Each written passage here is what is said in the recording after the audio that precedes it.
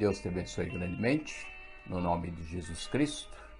A palavra de Deus hoje está na carta a Tiago, tema A Fé na Prática.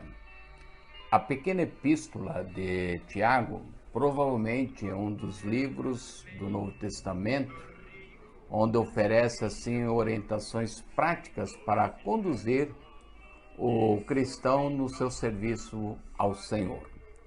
Dois homens com o nome de Tiago recebem destaque especial aí no Novo Testamento.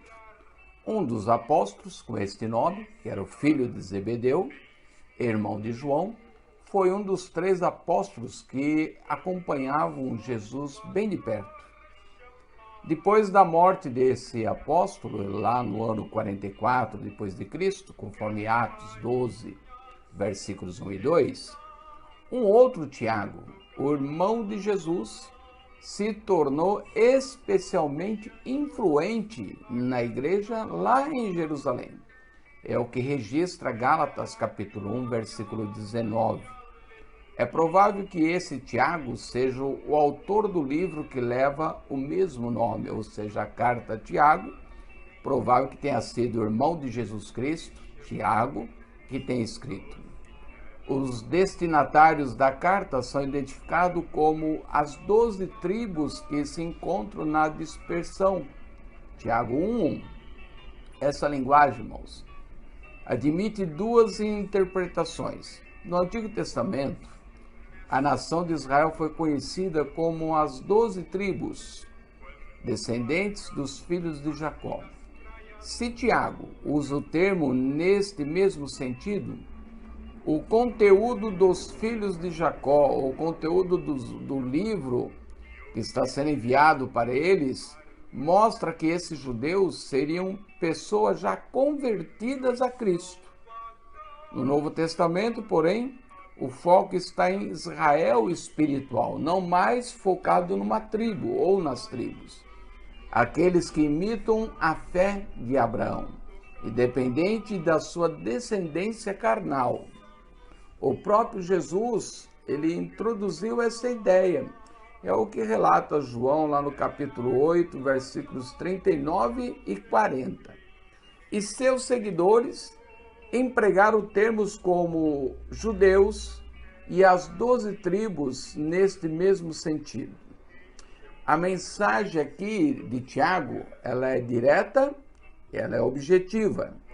Diferente das epístolas de Paulo, de Pedro e João, a carta de Tiago não inclui saudações pessoais.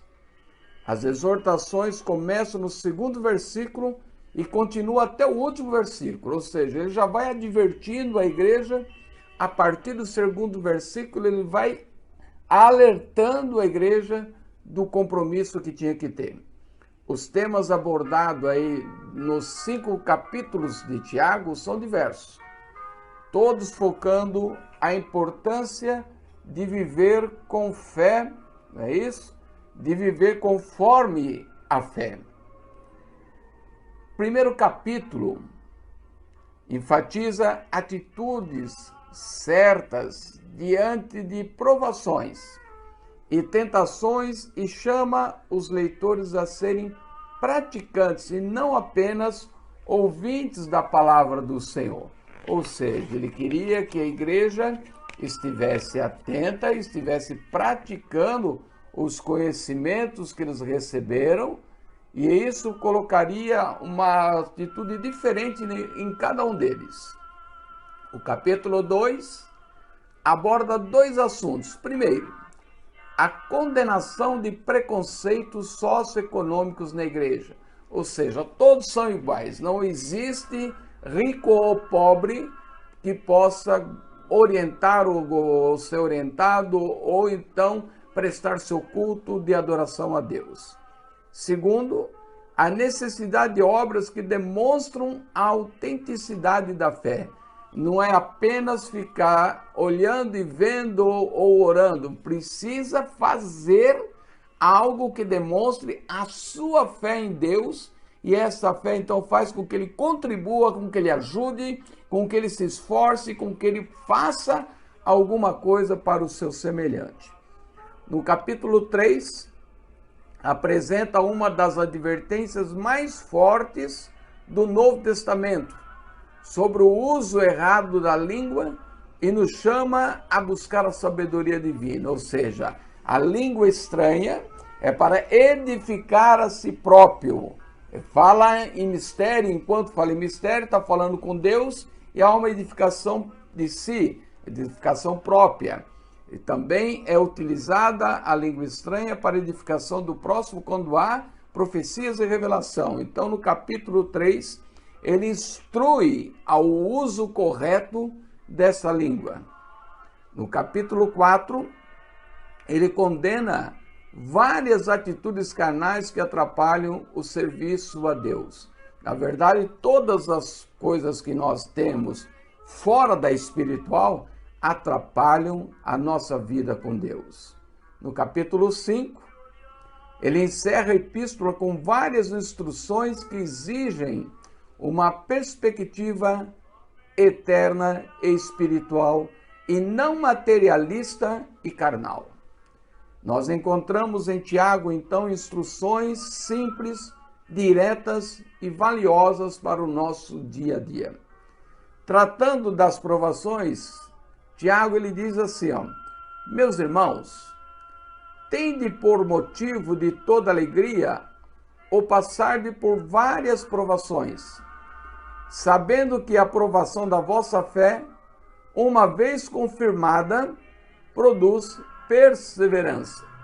Tiago capítulo 1, versículos 2 e 3. E com relação à obediência da palavra de Deus, Tiago também escreveu: tornai-vos, pois, praticantes da palavra, e não somente ouvintes, enganando-vos a vós mesmos. Tiago 1, 22.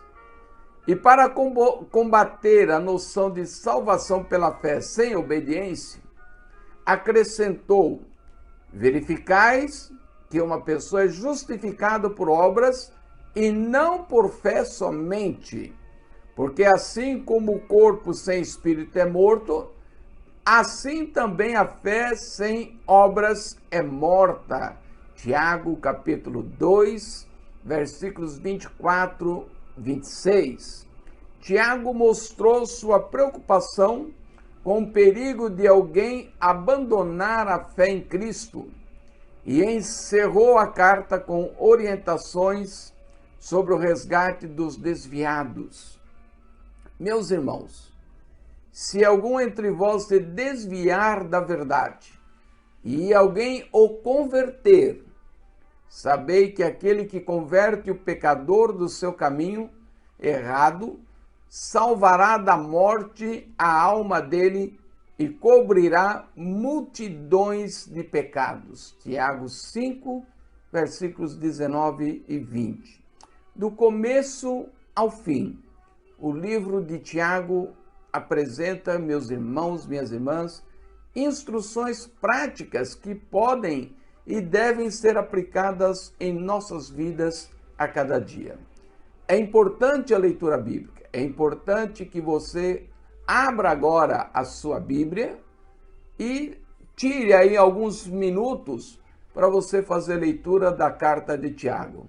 É uma carta pequena, você não vai ter muito tempo para fazer a leitura, é rápido e você vai entender o que Deus está falando contigo através das Escrituras, como que Deus te orienta e o que Deus pede para que você faça.